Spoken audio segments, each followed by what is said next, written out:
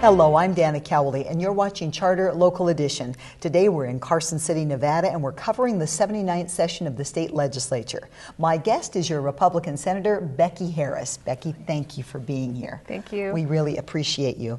Now, you have the position of being the Caucus Policy Coordinator. For the viewers, what does that job entail? You know, it's a pretty significant task. Before session began, I reviewed all of the Republican legislators' legislation and sat down, worked on policy priorities, worked to develop some messaging, looked at what our plan was going to be and how we can best be effective for Nevadans.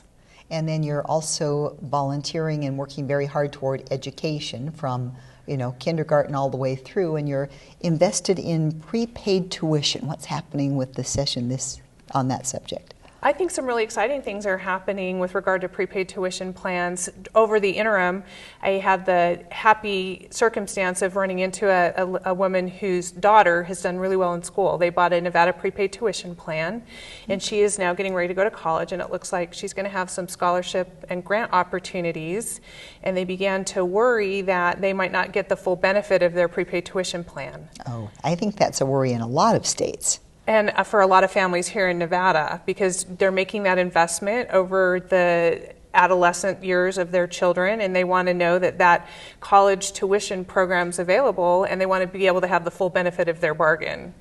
And so when she brought that concern to me, I contacted the Treasurer's office, and so I brought Senate Bill 242.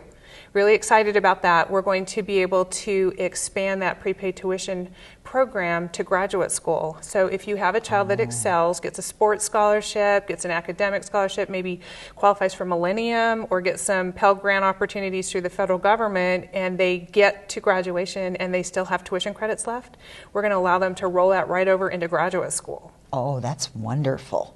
Because that's a big inspiration to carry on, because when you're out and you can start making money, or if you've got money to go forward to stay in, that's a big pivotal decision maker to stay in school. I think so too, and why I'm so excited about it is it's going to move the needle with regard to the number of Nevadans that go on to pursue higher education. I think it's a great economic development tool in that we will be setting up policies that make sense, that allow families to get the full benefit of the resources they put into their children's education and help them achieve an even higher level of education than they otherwise might have wanted to attain. Well, yes, and there's so many families that are divorced, and there is some responsibility for people paying child support to fund that four-year education, but no responsibility for higher education. Then it just falls upon the student, and sometimes those costs and debts can be overwhelming. So that's got a lot of wonderful benefits to it. And I'm excited. I see that in my own family. I've got a daughter that's in undergraduate study at UNLV, and I actually have another daughter that's in graduate school out of state, and I watch as she struggles to work and to come up with tuition and to get through her graduate program. And I think that if we can alleviate some of the challenges that Nevada families experience with attaining that higher education, it makes good sense and good policy to do so. It reduces some of that stress and allows someone to focus on that. And of course, you believe in education from the ground up. You're also working on something that would bring libraries to all of our schools. As I was working on the Interim Education Committee, it came to my attention that not every school in this state that's a public school has a library. And who knew? I was shocked to find that out, but I guess with diminishing resources, schools are having to make some really hard choices, and so I am looking to ensure that our students have the resources packed around them, not only at elementary school, but at middle school and high school, so that they can learn the research methods, they can have the opportunity to have the sources that they need to consider as they're putting together research and reports, and so that they can have a place where there's some computer technology to continue to work on those skills.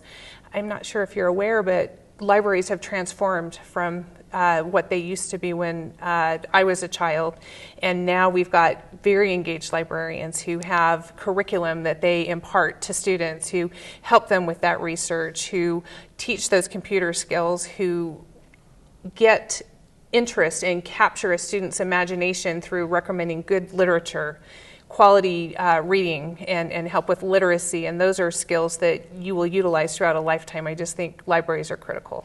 Yes, and if those young children are embraced and engaged at that age, and you have a good feeling about education and a good feeling about school, that carries you all the way through a PhD. Whereas if that foundation isn't right and a child doesn't have access to a library or good feelings about it, that's why I think a lot of kids don't like school, you know, all the way through, might not even get out of high school. It's a big difference. I would agree with that. I was just speaking with a friend who was talking to me about the challenges that her daughter has with attaining literacy. She's in the 2nd grade.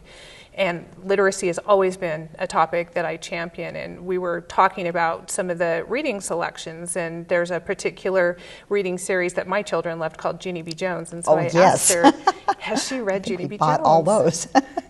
And surprisingly, she'd never even heard of Jeannie B. Jones. So she bought some Jeannie B. Jones books. She bought some Magic Tree House books. And when we talked again a couple weeks later, she told me how excited her daughter was to read those books, how those books had captured her imagination and her attitude about reading had changed entirely. Oh, wow. And I think that's why libraries are so important. And as far as Clark County goes, some of the information that I've learned that I think is really important is that it's our lowest income schools and our most at-risk students who have the greatest likelihood of not having a library, and more importantly, a certified librarian in that library. And I think if Nevada wants to get serious about literacy and education, we need to start with libraries. Senator, thank you. We appreciate you being here. This is Senator Becky Harris. I'm Dana Cowley. Thanks for watching Charter Local Edition.